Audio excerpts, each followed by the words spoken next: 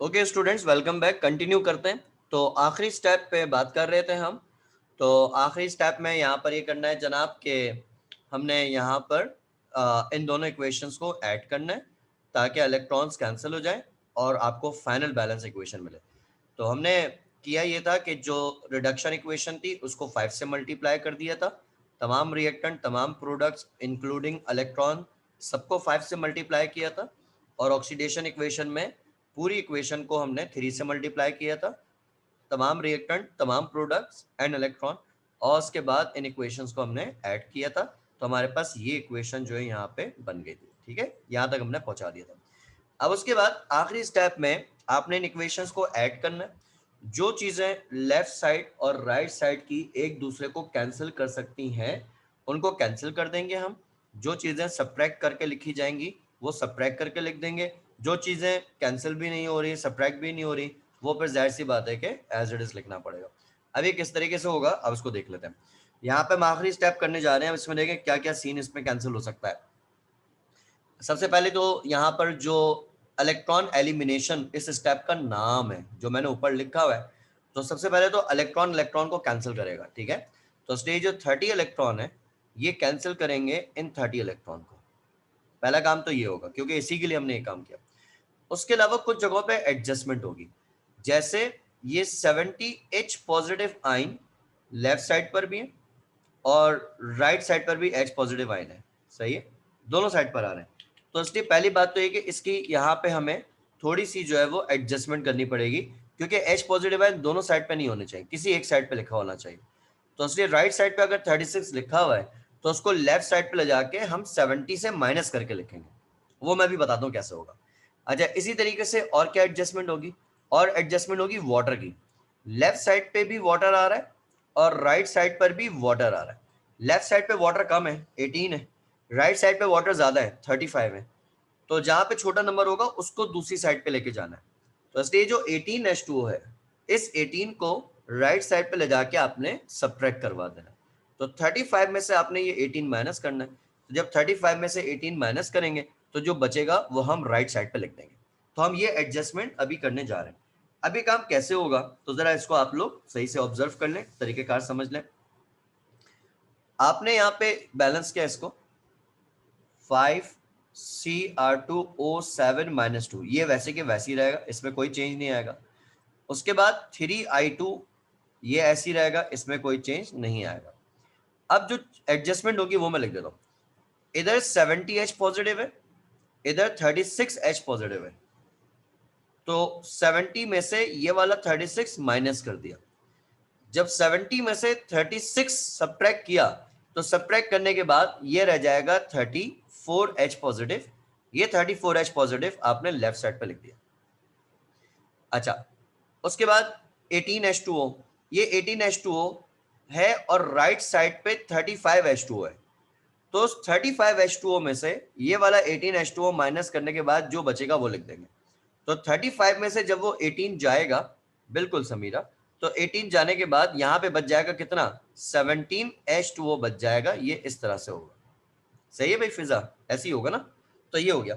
अच्छा, और क्या बच रहा है, और ये बच रहा है कि राइट साइड पे 10Cr+3 है, ये बच रहा है। राइट साइड पे 6iO3 माइनस है, ये बच रहा है। और बाकी चीजें एडजस्ट हो चुकी हैं। H पॉजिटिव आइन जो था ये हम एडजस्ट कर चुके लेफ्ट साइड पे ले जाके, वाटर हमने एडजस्ट करके राइट साइड पे लिख दिया, बाकी चीजें एडजस्ट हो गई।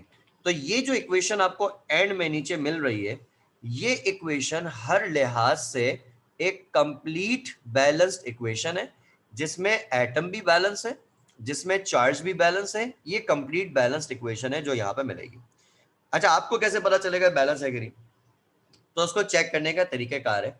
आप एटम्स के लिहाज से भी देख सकेंगे और चार्ज के लिहाज से भी देखेंगे कि बैलेंस है कि नहीं। ये जस्ट फॉर योर सेटिस्फैक्शन है, ये वहां पर रिक्वायरमेंट नहीं। लेकिन चेक करने का तरीका मैं आपको बता देता हूँ कैसे करेंगे। चेक करने का तरीका ये होगा जनाब कि लेफ्ट साइड पे क्रोमियम अगर आप चेक करें तो 5 2 10 क्रोमियम है। राइट साइड पे चेक करें, क्रोमियम 10 है। एटम बैलेंस है। सही, एटम बैलेंस है। अभी चार्ज की बात नहीं कर रहा शायद भाई, अभी एटम बैलेंस करके दिखा रहा हूँ कि ये बैलेंस है। चार्ज पे मैं बात करता हूँ क्या।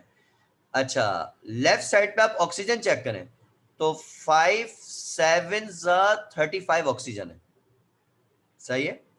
अच्छा राइट साइड पे ऑक्सीजन चेक करें तो देखो 6 3 18 तो ये हो गया, और उसके बाद ये 17 यहाँ के ऑक्सीजन हो गए, ये वाले ऑक्सीजन 17 हो गए, तो 18 प्लस 17 ये आपके पास जो बनेगा ये 35 बनता है, तो 35 ऑक्सीजन राइट साइड पर हो गए।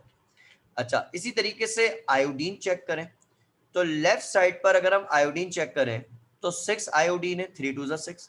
राइट साइड पे चेक करें तो 6 आयोडीन है, आयोडीन बैलेंस है। हाइड्रोजन चेक करें, लेफ्ट साइड पे 34 हाइड्रोजन है, राइट साइड पे चेक करें तो 17 2 34 होता है, तो 34 हाइड्रोजन है, हाइड्रोजन बैलेंस है। ठीक है, तो ये एटम के लिहाज से बैलेंस है। अच्छा चार्ज के लिहाज से चेक करें तो चार्ज के लिहाज से बैलेंस चेक करने का वही तरीका है जो हमने पीछे चार्ज बैलेंस वाले स्टेप में किया था कि आप रिएक्टेंट साइड के total charge and product side के टोटल चार्ज निकाल लें। तो अगर मैं टोटल चार्ज निकालूं रिएक्टेंट साइड के तो 5 को ऊपर मल्टीप्लाई किया 2 से, तो ये हो जाएगा 5 2 10 माइनस का, ठीक है। प्लस आयोडीन पे कोई भी चार्ज नहीं है, जीरो है, तो ये आपने लिखा जीरो। फिर हाइड्रोजन पे +1 चार्ज और कोफिशिएंट 34 है, तो 34 को इस 1 से मल्टीप्लाई किया, तो जब 34 को 1 से मल्टीप्लाई करेंगे तो इसका रिजल्ट क्या आ जाएगा 34। 34 में से 10 माइनस किया तो 10 माइनस करने के बाद ये बच जाएगा कितना 24। ये लेफ्ट साइड पे टोटल चार्ज है। राइट पे टोटल चार्ज चेक करते हैं। सीआर का कोफिशिएंट 10 है और उसके ऊपर चार्ज है 3 +3, तो 10 को ऊपर +3 से मल्टीप्लाई किया, तो मल्टीप्लाई करने पर 10 3 30 हो गया। अच्छा उसके बाद IO3 पे -1 चार्ज है और कोफिशिएंट 6 है, इस 6 को -1 से मल्टीप्लाई किया, तो 6 1 6 होता है एंड प्लस माइनस माइनस होता है, तो इसलिए 6 को -1 से मल्टीप्लाई करेंगे तो माइनस का 6 हो जाएगा। 17 H2O पे कोई चार्ज नहीं है, न्यूट्रल है, तो 17 को जब मल्टीप्लाई किया 0 से, तो 0 से मल्टीप्लाई करने पर रिजल्ट आपके पास क्या आ गया, यहाँ पे 0 आ गया, सही हो गया। 30 में से माइनस किया 6 प्लस किया 0, तो रिजल्ट आपके पास क्या आ गया 24 आ गया। तो ये इक्वेशन चार्ज के लिहाज से भी बैलेंस है। तो वैसे खाली चार्ज के लिहाज से चेक कर लिया करें, अगर बैलेंस है तो ऑटोमेटिकली इक्वेशन पूरी बैलेंस हो जाती है। एटम के लिहाज से चेक करने की जरूरत नहीं है, जो मैं करवा रहा था। आप डायरेक्ट चार्जेस भी कंपेयर कर लें तो आपको पता चल जाएगा बैलेंस है या नहीं है। तो ये एक कंप्लीट बैलेंस इक्वेशन है जो कि इस तरीके से आती है, इस तरीके से करना है, ठीक है। तो ये आपके पास इक्वेशन बैलेंसिंग का तरीका है बाय आयन इलेक्ट्रॉन मेथड, जिसमें आपने ये सारे काम स्टेप बाय स्टेप करने। सबसे पहले इक्वेशन को स्प्लिट किया, स्प्लिट मैचिंग का रिएक्टेंट मैचिंग का प्रोडक्ट देख के किया हमने। उसके बाद हमने उसमें मार्किंग की कि कहाँ पर रिडक्शन और कहाँ पे ऑक्सीडेशन है, पहला स्टेप हो गया। दूसरा स्टेप हमने एटम बैलेंस किया। एटम बैलेंस करने के लिए आपको मीडियम देखना है कि रिएक्शन एसिडिक मीडियम का है या बेसिक मीडियम का है। तो हमने वहां पे देखा कि भाई रिएक्शन जो था वो एसिडिक मीडियम का था बेसिकली, तो एसिडिक मीडियम का तो एसिडिक मीडियम के रूल लगेंगे, और रूल ये लिखे हुए कि हाइड्रोजन को बैलेंस करने के लिए H पॉजिटिव, ऑक्सीजन को बैलेंस करने के लिए वाटर लगाया जाएगा, ये एसिडिक मीडियम का रूल है। तो हमने इस कॉन्सेप्ट पे जो है वो यहाँ पे बैलेंस कर दिए इसके एटम्स को। चार्ज बैलेंस किया, चार्ज बैलेंस करने के लिए रिएक्टेंट साइड पे टोटल चार्ज निकाला कि कितना आ रहा है, फिर हमने प्रोडक्ट साइड पे टोटल चार्ज निकाला कि ये कितना आ रहा है, और फिर जितना चार्ज दोनों साइड पर था उसका डिफरेंस निकाला, और जितना डिफरेंस था उतना इलेक्ट्रॉन ऐड कर दिया। रिडक्शन इक्वेशन थी, तो रिडक्शन इक्वेशन की वजह से इलेक्ट्रॉन जो ऐड किया वो हमने रिएक्टेंट साइड पे ऐड कर दिया।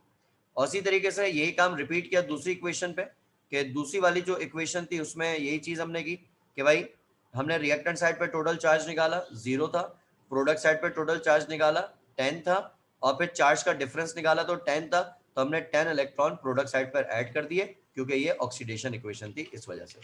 और चार्ज बैलेंस करने के बाद आखिरी step electron balance and elimination का था, तो ऐसे ऐसे नंबर से मल्टीप्लाई करना था कि इलेक्ट्रॉन बैलेंस हो जाए। एक इक्वेशन में 6 इलेक्ट्रॉन्स थे, एक में 10 इलेक्ट्रॉन थे, तो मैंने एक को 3 से और एक को 5 से मल्टीप्लाई किया, और मल्टीप्लाई करने के बाद दोनों के इलेक्ट्रॉन को बैलेंस किया।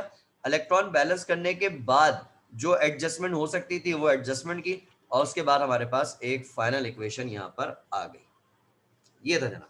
तो ये आपके पास equation balancing by ion electron method है, ये उसका तरीका कार है। तो आपको तरीका पता होना चाहिए भाई कि ये इस तरीके से आपने वर्कआउट करना है।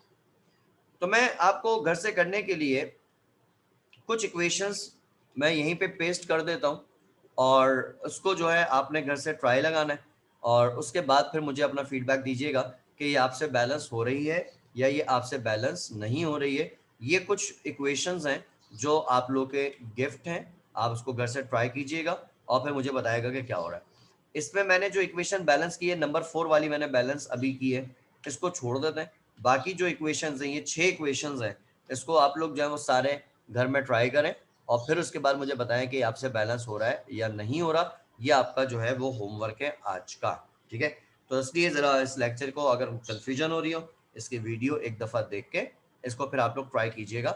ये सारे पास पेपर्स की इक्वेशंस हैं, तमाम की तमाम। तो इंशाल्लाह ताला आई होप आप लोगों से ये इक्वेशन बैलेंस हो जाएगी आसानी से, तो इतना मसला इसके अंदर नहीं आएगा। एक मिनट, वैसे मैंने कौन सी कट की है जी? CR27 CR3 I2 IO3 CR27 CR3 I2, अच्छा ओके, ये इक्वेशन मैंने कट कर दी है, सही हो गया, ठीक है ठीक है। तो जनाब ये आपने जो ना वो घर से ट्राई लगानी है, तो उसको ट्राई कर लेना, उसको बताया था। अच्छा, अब अगली बात मुझे जो डिस्कस करनी थी वो टाइमिंग डिस्कस करनी थी और टाइमिंग के हवाले से मैंने एक आपको 2-3 पॉसिबिलिटीज़ बताई थी और मुझे उस पर मुख्तलिफ स्टूडेंट्स के मुख्तलिफ रिस्पॉन्स मिले। अच्छी बात ये थी कि आप लोग माशाल्लाह सुबह उठते हैं, ये बहुत अच्छी बात है और ये वो चीज़ है कि जो इंशाल्लाह आपको देखना बहुत आगे लेके जाएगी। मेरी यही दुआ है कि आप लोगों को ये कॉलेज की हवा ना लगे। हवा ना लगने का मतलब है कि कॉलेज जाएँगे, हर तरह के फ्रेंड्स आपके होंगे। कुछ ऐसे हैं जो चिल मार रहे होंगे, ज़िंदगी में एन्जॉय कर रहे होंगे, जिनके टारगेट्स वगैरह सेट नहीं हुए होंगे। आगे उन्होंने डॉक्टर बनना है, इंजीनियर बनना है, नहीं बनना, कुछ भी बना दो, बन जाएँगे। और कुछ ऐसे होंगे जो बहुत सीरियस बच्चे होंगे। तो मैं ज़ाती तौर पे ये दुआ करता हूँ कि आप लोगों को वो वाली हवा ना लगे और आप लोग अपने ट्रैक पे चलते रहें, क्योंकि इस वक़्त भी करंटली आप लोग माशाल्लाह बहुत सारे बच्चे जो पढ़ रहे हैं इंटर लेवल पे, आपकी परफ़ॉर्मेंस उनमें बहुत सारों से अच्छी है। लेकिन यकीनी तौर पे कुछ और भी बच्चे ऐसे हैं जो आपसे भी अच्छे परफ़ॉर्म कर रहे होंगे, कहीं न कहीं तो ऐसे और भी बच्चे होंगे यकीनी तौर पे।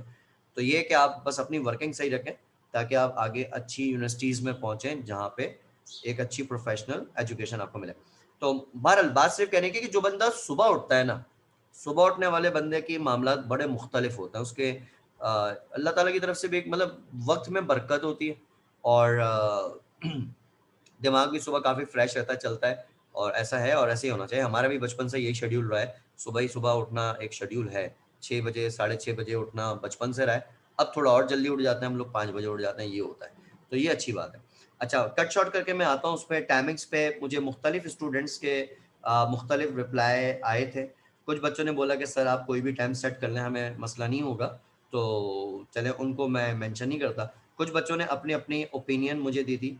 किसी ने बोला था कि सर आप अ, किसी ने ऑप्शन अम, ऑप्शन 2 कुछ बच्चों ने किया था कि सर ऑप्शन 2 कर लें, जिसमें 6:30 पे जो है आप स्टार्ट करके 8 ओ क्लॉक पे ख़त्म कर दें सैटरडे एंड संडे। तो कुछ बच्चों ने ऑप्शन 2 पे बात की थी। कुछ बच्चों ने जो है वो बात की थी जनाब ऑप्शन 2 और 3 में से कोई भी आप जो है ना वो टाइम रख लें, हम उस पे मैनेज कर लेंगे। यानी जो झुकाव ज़्यादातर बच्चों का था वो यही था कि सैटरडे संडे वाला टाइम सूटेबल है, अगर आप उसमें डेढ़-डेढ़ घंटे की क्लास रख लें। चाहे आप 6:30 से 8 रखें या आप सुबह 7 बजे से लेकर साढ़े 8 कर दें, तो सारे टाइम जो है वो सूट कर रहे थे। तो ये चीज़ उसके अंदर थी। तो कुछ बच्चों ने दोनों ऑप्शंस दिए हुए थे, सर 2 और 3 कर लें। लेकिन ज़्यादातर के उसमें जो कॉमन अगर मैं निकालूँ, मैथ्स में कॉमन हम निकालते हैं ना, तो कॉमन अगर मैं निकालूँ तो ज़्यादातर स्टूडेंट का कॉमन वाला जो टाइम आ रहा है, वो मैंने ये ऑब्ज़र्व किया है कि ये टाइम आ रहा है जनाब 2 वाला मेरे ख़्याल में आ रहा था, कल जो मैंने रात में बैठ के इसको देखा था फाइनल ना। तो मैं ये कर देता हूँ बच्चों, अब 2 बातें खाली क्लियर हैं। वो ये है कि या तो हम ऑप्शन 2 पे चले जाएँ 6:30 से 8, या फिर हम ऑप्शन 3 पे चले जाएँ 7 से 8:30। ये 2 ऑप्शंस हैं और ऑप्शन 1 एक बच्चे ने खाली दिया था और ऑप्शन 4 मेरे ख़्याल में किसी ने भी नहीं दिया था। तो मेरा ख़्याल है। तो 2 और 3 कॉमन है, तो अब आप लोग बता दें, इसको फाइनल कर लेते हैं हाथ की हाथ ही। क्या सुबह 6:30 से 8 वाला टाइम मुनासिब है ये आपका एक ऑप्शन है। और दूसरा ऑप्शन ये कि 7 से 8:30 का टाइम मुनासिब है, तो मुझे चैट में कंफर्म कर दें, तो अभी हम इसको फाइनल करके उठते हैं ताकि इसमें कोई कन्फ्यूजन ना हो। तो समीरा को जो है वो सुबह 6:30 बजे वाला टाइम शूट कर रहा है, और एमन को भी यही टाइम शूट कर रहा है 6:30 का, माहीन को 6:30 का कर रहा है। शाहिद भाई ने मुझे पहले ही व्हाट्सएप पे एक ही टाइम बताया था, सर ये वाला टाइम कर लें 6:30, इसके अलावा मैं नहीं आऊँगा। तो शाहिद भाई का वोट पहले से ही इसके फेवर में है। फिजा भी यही कह रही है और कुरैतुलैन भी यही कह रही है। चलें ठीक है, कुरैतुलैन ने एक ऑप्शन दिया था मेरे ख्याल में 7 बजे वाला भी। चलें ठीक है, ठीक है। तो फिर ऐसे कर लेते हैं कि सही है इंशाल्लाह। फिर हम बच्चों ये क्लास का टाइम है, ये चीज़ ध्यान में रखना। टेस्ट इसके अलावा होंगे फिर, सही है ना। टेस्ट जैसे मैंने फ्राइडे को फ्री टाइम मिलता है, फ्राइडे को मैं लिंक अपलोड कर दूंगा, आपको 3-4 घंटे दे दूंगा, किसी भी टाइम आके उसको कर लें। थर्सडे को कर लें। टेस्ट का कुछ और सिलसिला होगा, टेस्ट की टाइमिंग्स अलग होंगी, टेस्ट इस टाइम पे नहीं लूंगा, ये प्योर लेक्चर का टाइम होगा सुबह 6:30 का। तो फिर इंशाल्लाह ताला हम ये करते हैं कि नेक्स्ट सैटरडे से हम इसको इम्प्लीमेंट करते हैं, और नेक्स्ट सैटरडे को मैं जो है वो मैं नेक्स्ट सैटरडे को जो है 6:30 पे इंशाल्लाह क्लास लूंगा। तो अच्छा है, बहुत अच्छी बात है, आप लोग अर्ली मॉर्निंग कर लेंगे तो बहुत, इनफैक्ट मुझे भी बड़ी आसानी हो जाएगी आप लोगों के इस डिसीजन से, नो डाउट, क्योंकि वो बहुत अच्छा टाइम होता है पढ़ने का भी और पढ़ाने का भी। तो थैंक यू सो मच बच्चों। बाकी क्वेश्चन मेरे पास आया कि सर ये क्वेश्चन होमवर्क के जो दिए हुए 2, 4 और 6, ये एसिडिक मीडियम के हैं या बेसिक मीडियम के हैं। तो इसमें मैंने बताया था बेटा कि अगर ब्रैकेट में अलग से ना लिखे हो तो लेफ्ट साइड पे देखना है। लेफ्ट साइड पे अगर H पॉजिटिव है तो एसिडिक मीडियम है, और OH नेगेटिव है तो बेसिक मीडियम है। और मैंने जो इक्वेशन कराई है ये एसिडिक मीडियम की कराई है। अगले लेक्चर में मुझे बेसिक मीडियम का डिस्कस करना है, बेसिक मीडियम में जरा कॉम्प्लिकेशन ज्यादा है, तो बेसिक मीडियम मुझे अगले लेक्चर में पढ़ाना है। ये सारी एसिडिक मीडियम की है। और जो H पॉजिटिव लिखा हुआ है लेफ्ट साइड पे, इक्वेशन 2, इक्वेशन 4, इक्वेशन 6, वो सिर्फ मीडियम बताने के लिए लिखा हुआ है, उसका बैलेंसिंग से कोई ताल्लुक नहीं है। मैं एक बात और बताता चलूं कि इसमें जब भी इक्वेशन बैलेंस करेंगे तो इक्वेशन बैलेंस करते वक्त कुछ चीजें ऐसी हैं जो मीडियम को शो करने के लिए दी जाएंगी, कुछ चीजें ऐसी हैं जो मीडियम को शो करने के लिए दी जाएंगी, आप इक्वेशन बैलेंस करते वक्त उनको इग्नोर करेंगे। ठीक है, तो आपने क्या क्या इग्नोर करना है सुन लें, और इसको घर में ट्राई लगाएगा, फंसेंगे तो फिर बताऊंगा। अगर H पॉजिटिव दिया हुआ है तो ये सिर्फ मीडियम शो करने के लिए लिखा हुआ है, तो आप इसको इग्नोर करेंगे, मतलब बैलेंसिंग वगैरह में इसका कोई रोल नहीं है। आप बस इक्वेशन दी हुई है, बस स्प्लिट जब करेंगे उसमें मेंशन नहीं करेंगे। अगर कहीं पे OH दिया हुआ है तो वो मीडियम को रिप्रेजेंट कर रहा है, उसको बैलेंसिंग के अंदर नहीं छेड़ना, ऐसे ही पड़ा रहने दें। इसी तरह H2O कहीं पे लिखा हुआ है तो वो न्यूट्रल मीडियम को शो करता है, एक एसिडिक मीडियम को, एक बेसिक मीडियम को और एक न्यूट्रल मीडियम को शो कर रहा है। तो इसलिए वो चीजें जो मीडियम को शो कर रही है वो इग्नोर करेंगे। जैसे इक्वेशन नंबर 2 जब आप स्टार्ट करेंगे ना, स्प्लिट करना शुरू करेंगे, तो आप उससे पहले ही वाटर इग्नोर कर चुके होंगे, H पॉजिटिव आयन इग्नोर कर चुके होंगे, क्योंकि ये सिर्फ मीडियम को शो कर रहा है। तो जब आप इन दोनों को इग्नोर करेंगे तो इन दोनों को इग्नोर करने के बाद रिएक्टेंट देखें आपके पास 2 बच गए, और प्रोडक्ट भी देखें आपके पास 2 बच गए। अब आप इसको स्प्लिट करेंगे, स्टेप नंबर 1, फिर एटम बैलेंस, फिर चार्ज बैलेंस, वो पूरी कहानी चलेगी। तो वो चीजें जो मीडियम को शो कर रही हैं वो ये 3 चीजें, इन तीनों में से कोई भी चीज अगर आ जाती है तो आपने उसको इग्नोर करके जो है वहां पे काम स्टार्ट करना है, ये चीज करनी है। इसको आपने किसी भी स्टेप के अंदर मेंशन नहीं करना, तो इस चीज का खाली ध्यान रखिएगा। ठीक है बच्चों, तो चलें इसको यहीं तक रखते हैं इंशाल्लाह ताला। थैंक यू सो मच बच्चों फॉर योर कॉपरेशन। जी जी बेटा, इक्वेशन 4 में भी यही होगा और इक्वेशन 6 में भी यही होगा बेटा, तीनों इक्वेशन में यही होगा, सही है। तो इसको ट्राई कीजिएगा, फिर मुझे ट्राई जब भी कर लेना मुझे सेंड कर दीजिएगा, मैं बता दूंगा। तो थैंक यू सो मच बेटा। मैं अभी तकरीबन 5 से 6 मिनट के बाद न्यूमेरिकल्स का लिंक अपलोड कर रहा हूँ, आप लोग उसको सॉल्व करके मुझे सेंड कर दीजिए, और फिर कल के और आज के टेस्ट का कंबाइंड करके मैं रिजल्ट जो है वो आज आपको सेंड करूंगा, आज ही इंशाल्लाह ताला उसको मैं सेंड कर दूंगा। तो इसलिए आप कोशिश करें कि अगले 5-10 मिनट के बाद मैं लिंक अपलोड कर रहा हूँ, 20 मिनट्स का वो टेस्ट है, तो 20 मिनट में आप उसको निपटा दीजिए, ताकि फिर मैं आज ही उसका रिजल्ट बना के आप लोगों को शेयर कर दूं, कल और आज दोनों का रिजल्ट। ठीक है जी, तो इंशाल्लाह ताला फिर नेक्स्ट वीक इसको कंटिन्यू करेंगे यहाँ से बच्चों। थैंक यू सो मच बेटा, टेक केयर, अल्लाह हाफिज।